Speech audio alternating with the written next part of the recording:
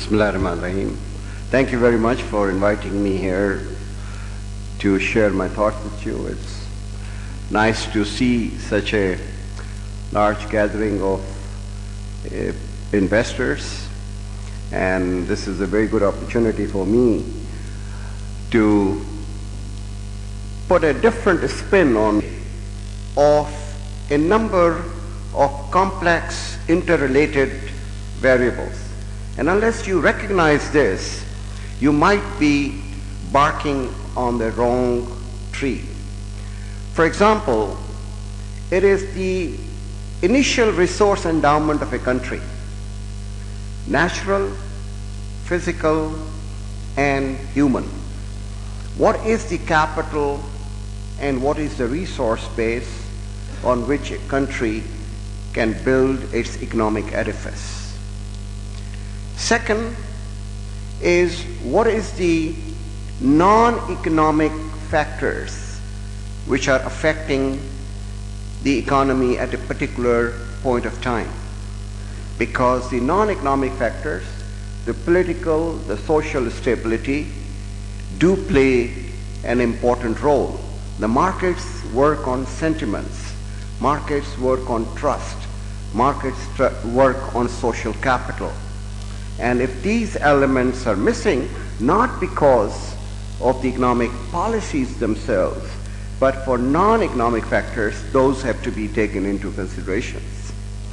The third is, we're all becoming integrated into the global economy.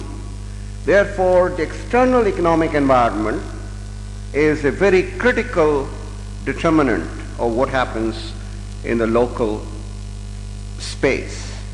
And that is also a determinant of the direction in which you are going and the space which you are able to maneuver. And the fourth factor, which combines all this, is what is the quality of economic management and the governance structure of a country.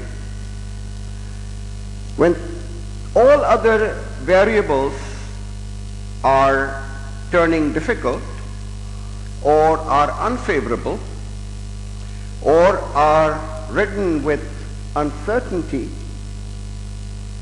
somebody has to steer the ship of the economy with very strong hands in order to counter these tendencies. But if you look at the conditions which prevailed in Pakistan during the last 18 months or so, you had oil prices going up from $50 to $140. The commodity prices, the wheat prices almost doubling in a span of 1 year to 18 months at a speed which has not been known in the recent history. You have a situation where you're losing money out of your own pocket in the war against terrorism. And all this talk about the US aid coming in after September 11 and bailing out Pakistan is a total bunkum. If you have a balance sheet which you construct the losses Pakistan has incurred since September 11, and you take all this reimbursement, this is reimbursement of our own money. We incur the money first on the war against terrorism, and then after 6 months or a year, we get the money back in dollars. That's the only thing we're doing. And everybody calls that as aid. I have never come across any definition of aid which takes the reimbursements. If you deduct that $10 billion which has come in, $6 billion, $7 billion, you're left with $3 billion. We earn $40 billion of our foreign exchange.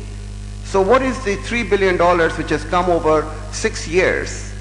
That is a drop in the ocean. So let's get our facts right. Let's not become obsessed with emotions. So the external environment, I would submit, has been negative for Pakistan. And some of you would recall that not only the war risk premium have gone up after September 11, the buyers refuse to come to Pakistan.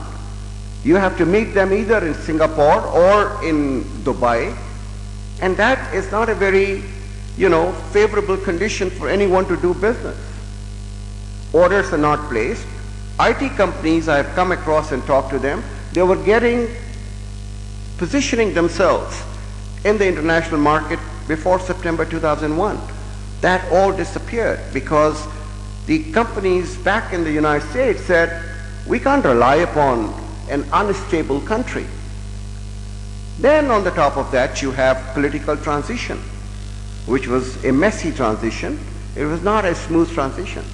You have assassination of one of the most important political leader this country knows and which is respected all over the world. On the top of that, you have a situation where the economic management has been put on hold. When the waters are turbulent and choppy, you want to take the steering wheel in strong hands in order to take it ashore.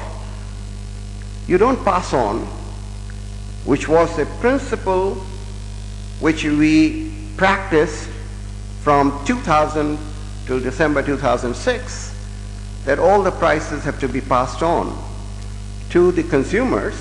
Of course, the poor have to be protected by targeted subsidy. Targeted subsidy will cost you only 100 billion rupees. It doesn't cost you across the board what is costing about 400 billion rupees. That is an inefficient utilization of the scarce resources. If you don't raise your revenues, you don't pass on the burden of all these subsidies to the consumer, where do you go for raising the money? You go to the central bank. And that's exactly what happened. When you go to the central bank and create high-powered money, because the reserve money is created when you lend from the state bank to the government, and you have oil prices going up, you have other commodity prices going up, you have a deficit reduction. At the same time, you cannot have a very decent growth rate. And the growth rate is not created by the governments. The government policies and economic management make the environment in which private decision makers take the decisions, right? That is the whole. So when you politicize economic growth and poverty reduction, which we have done, as if the attribution of this economic growth and the praise for this economic growth should go to the government in power. No, the government in power has only a partial role to play, which is providing the enabling environment which is conducive and favorable, in which the private sector actors can make decisions which then lead to economic growth. That's the link. We miss the bigger picture. We say, oh, अगर इस government को हमने credit दे दी कि इसके growth बहुत हुई है, तो ये तो बड़ी गलत है. कहो जी ये फज हुआ है, सारा फेक हुआ है, सारा फ्रॉड है. Why? You are politicizing.